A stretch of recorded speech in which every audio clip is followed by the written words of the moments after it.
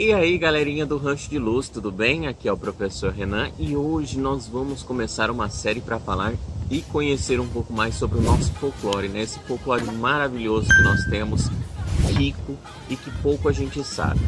Hoje eu quero trazer uma lenda desse folclore chamada Boitatá, tá? Você já deve ter ouvido sua história ou não, né? Se você sabe de alguma coisa sobre essa lenda. Bom, se você quer saber mais, fique comigo até o final desse vídeo para você conhecer um pouco mais dessa lenda. Mas antes, aquele recadinho importante que eu peço sempre a vocês. Deixem o like aqui, se vocês não é inscrito no canal, se inscreva, clique no botão se inscrever. Não esqueça de comentar que vocês estão participando, de tirar foto fazendo essas atividades, né, print, e tá enviando no nosso canal do WhatsApp. Tá bom, galerinha? Eu conto com vocês e é muito importante para a presença de vocês. Agora vamos pro vídeo. Aposto que você ainda não deve ter visto em vídeos ou nem ouvido falar sobre essa lenda como vai ouvir aqui sobre o nosso folclore, tá bom?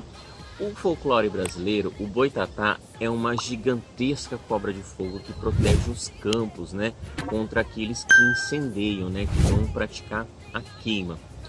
Ele vive nas águas e pode se transformar também numa tora de brasa, queimando aqueles que põem fogo nas matas e nas florestas, né? Bom, essa lenda foi descrita pela primeira vez por um padre em 1560, bem anos depois do Brasil começar a ser povoado pelos europeus, né? O padre Anchieta, na verdade, em 1560. Então eu vou falar um pouquinho do trecho, ó. Olha o trecho que ele descreve lá em 1560. Há também outros fantasmas, máxime nas praias, né, próximo das praias, que vivem na maior parte do tempo junto ao mar e aos rios, e são chamados de Baitatá, que quer dizer coisa de fogo, ou que mesmo como se dissessem que é tudo de fogo, ou todo de fogo, né? Não se vê outra coisa senão um facho cintilante correndo para ali. Acomete, né? Acomete significa acontece, acomete rapidamente os índios e os matam, como os curupiras. O que seja isto, ainda não se sabe com certeza. Isso foi uma origem, né, da carta, e é um trecho de uma carta enviada, né, para Portugal, do padre falando do Boitatá em 1560 e o que acontecia lá na época com esse fenômeno, né, que atingiam os índios, né, principalmente na parte das praias ou nos deságues dos rios, quando o rio encontra a praia, tá bom? Então esse foi um trecho interessante, né? Então a origem deste mito, né, está ligada a um fenômeno chamado fogo-fato, tá? Esse fenômeno nada mais é do que a decomposição de matéria orgânica, seja de vegetação ou até mesmo de animais mortos, que libera gases, né? O corpo em decomposição ele acaba liberando alguns gases que ele se inflamam-se, né, espontaneamente ao entrar em contato com o oxigênio, com o ar. E aí algumas correntes de ar naturais, né, o vento ou mesmo o ar causado pela passagem de uma pessoa próxima desse composto químico podem deslocar as chamas, fazendo com que as pessoas, né, naqueles índios, parecessem que era uma cobra de fogo que as perseguiam, né? Então, na obra, a lenda, principalmente na obra Lendas do Sul, de João Simões Lopes Neto, há um conto como esse, no nome que descreve bem a lenda, né? Que descreve bem a lenda. A ideia era de uma luz que se movimentava no espaço. Daí veio a imagem da mancha ondulada, né, de serpente. Foi essa imagem que se consagrou na imaginação popular, né? Então a imaginação de uma cobra. E aí descreve-se o Boitatá como uma serpente com olhos como dois faróis, né? Couro transparente, que cintila, né? Que brilha nas noites e aparece deslizando nas campinas, né? Nas beiras dos rios, das lagoas e das praias. No Rio Grande do Sul, né, narra-se a lenda de que houve um período de noite sem fim nas matas, houve uma noite sem fim. E além da escuridão, houve uma enorme enchente causada por chuvas, né, torrenciais, são chuvas de épocas. Assustados, os animais, né, correram para um ponto mais elevado a fim de se protegerem. E o boi-guaçu, como é conhecido no Rio Grande do Sul, né, uma cobra que vivia numa gruta escura, acordou com a inundação e, faminta, né, ela decidiu sair em busca de alimentos. E com a vantagem, né, que ela vivia numa caverna, de ser o único bicho acostumado a enxergar na escuridão, decidiu comer parte que mais lhe apetecia, né, que mais lhe chamavam a atenção, que eram os olhos dos animais. E de tanto comê-los esses olhos, foi ficando toda luminosa, cheia de luzes de todos esses olhos que seu corpo, né, comeu, absorveu.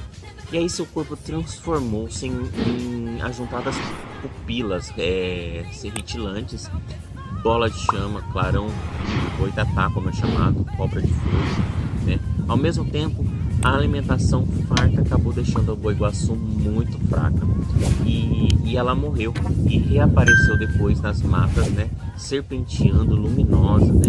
E quem encontra esse ser fantástico nas Campinas pode ficar cego, morrer ou até enlouquecer. Isso é a lenda que ocorre lá. Então, assim, para evitar, né, os desastres, os homens acreditam que tem que ficar parados, sem respirar e os olhos bem fechados. Isso a gente pode estar falando de uma forma científica. Por quê? O que acontece? Eu vou falar no final do vídeo por que essa lenda diz que os homens tinham que ficar parados com os olhos fechados, sem respirar e com a boca fechada, para escapar do boitatá, que matavam os índios espontaneamente, né?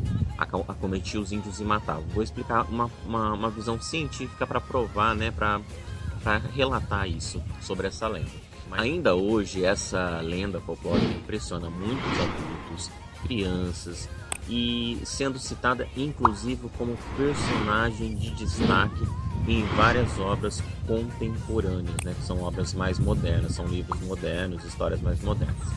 E eu vou dar um exemplo para vocês, a obra Quem Tem Medo do Boitatá, de Manuel Filho, né? E essa obra foi lançada em 2007, e nessa história infanto-juvenil, o avô, né, do protagonista, o Sandrinho, é cego pelo próprio boitatá, né? A serpente também é relembrada na história de José de Santos, O Casamento do Boitatá com a Mula Sem Cabeça, né? Onde o autor descreve de forma lúdica a união de vários seres de nosso folclore. O mito, em sua versão sincrética, né, aparece ainda no livro A Lenda do Batatão, de Marco Aurélio, escrito em sextilhas de cordel. O batatão, embora conserve sua característica, né, ígnea, se aproxima que mais se aproxima de almas penadas, né, nas referidas obras, assim como muitas outras. O ser fantástico também é citado como o boitatá. Mas é possível encontrar citações como a boitatá, né, no feminino, tal como na obra de Alexandre Pericão, né?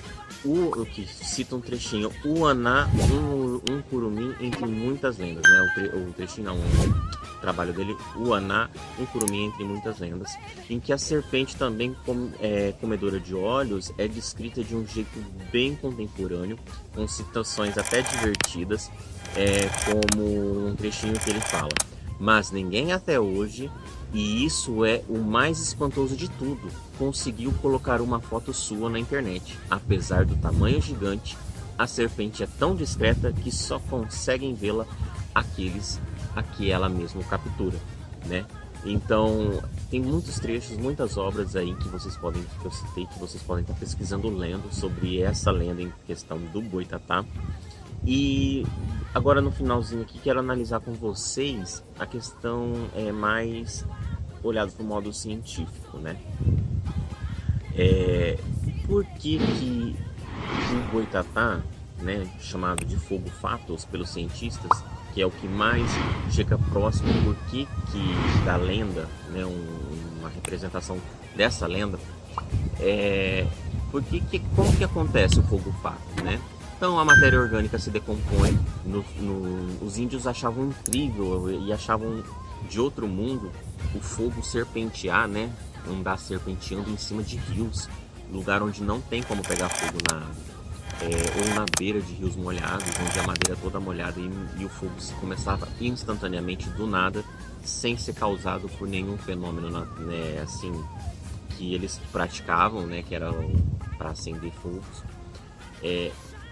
no fundo dos leitos de rios se concentram muitos gases e esses gases acabam subindo, né? E a mistura desses gases, e tem 2 gases específicos que eles se misturam e eles se autoinflamam, né? Eles pegam fogo sozinho. E aí, enquanto esse gás está sendo consumido, e porque esse gás ele se inicia a enxama em um lugar e o rastro vai seguindo até o final, da onde o vento está soprando para aquele gás. E os índios viam aquilo e achavam que era uma serpente, né, de fogo devoradora de homens. E por relatar de acidentes, né, acredito que houve acidentes com índios, como o próprio padre jesuíta falou em 1560, acometiam os índios tão rapidamente, né, capturavam, matavam os índios tão rapidamente, assim como o Curupira. Por que em determinadas lendas acreditava-se que o homem deveria ficar parado, com os olhos fechados, sem respirar e com a boca fechada? Em algumas lendas fala que o boitatá cega. Então imagina você estar caminhando na beira de um rio e por acidente você passa num bolsão desse de gases e esse gás se inflama, seja pela fagulha que a gente tem eletricidade estática, e você está ali e o seu olho está aberto.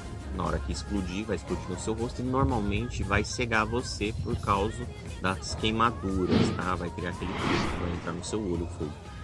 E muitos índios não sobreviviam, porque da mesma forma que você pode queimar o olho com o fogo, você está respirando gás e o fogo vai entrar para dentro, queimando o pulmão.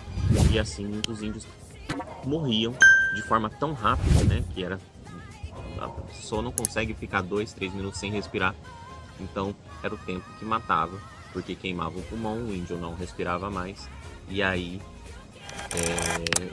era o espanto, né, da lenda dos gases.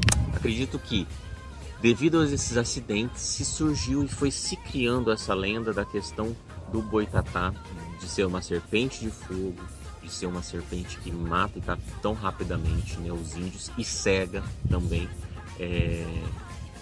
Se não mata, cega. Então o que tem a lenda do Rio Grande do Sul que diz: para o homem escapar ele tem que fechar os olhos, não respirar e não se mexer, porque a explosão passa por ele, sem ele respirar não vai queimar o pulmão, se ele tiver com os olhos fechados não vai cegá-lo, e aí provavelmente que ele vai escapar com vida, né, dessas explosões.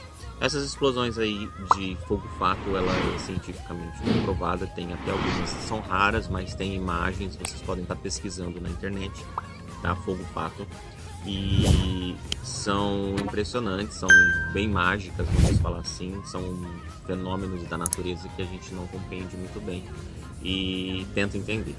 Se vocês gostaram da curiosidade do boitatá e da provável, né, representação científica do que significa a lenda, deixa o like aqui embaixo, comenta que vocês estão participando, não esquece de enviar para um amigo e fiquem aqui comigo que no próximo vídeo, né, no próximo dia vai ter outra lenda para vocês. Não percam aqui as nossas aulas, tá bom, galerinha? Um beijo no coração de vocês, fiquem com Deus e se Deus quiser até o próximo vídeo. Tchau, tchau.